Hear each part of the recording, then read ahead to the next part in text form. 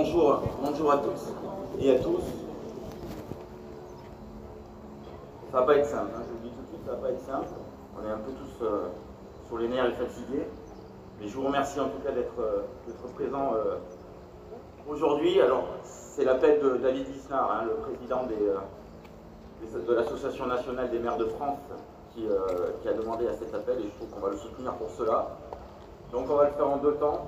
Le premier temps, je vais lire le texte effectivement de l'appel des maires de France.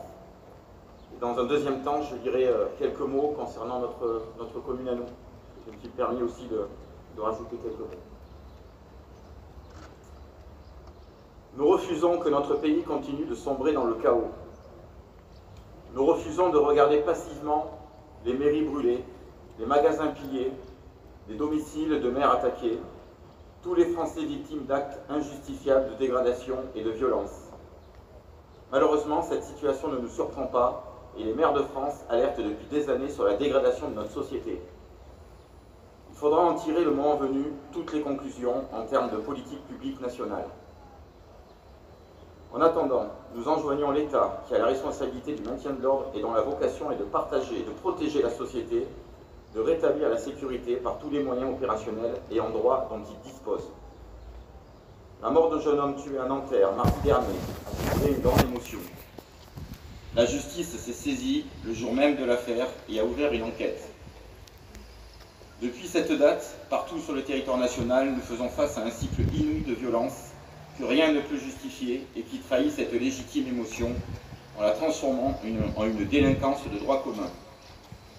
Malgré l'intervention des forces de l'ordre et des pompiers, des familles sont mises en danger et doivent être évacuées. Leurs biens personnels sont détruits.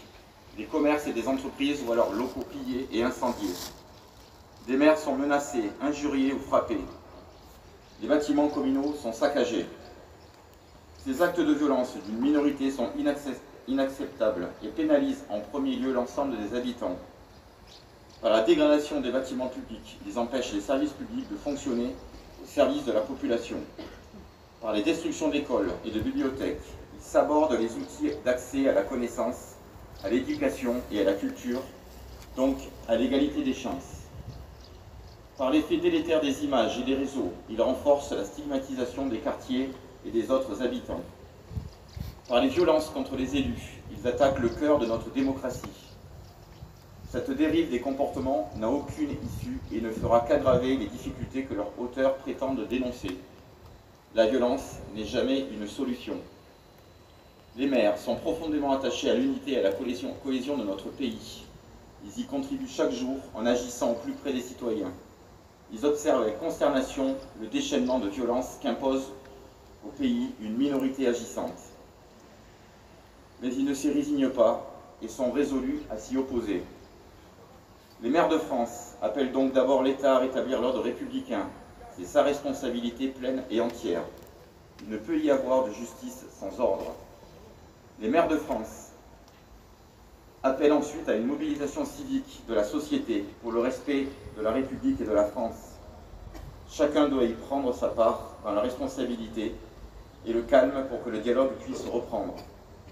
À nous, maires, il appartiendra de tirer lucidement les leçons de cette crise, d'en décortiquer les ressorts profonds, de retisser les liens brutalement rompus et inlassablement de construire la cohésion de notre pays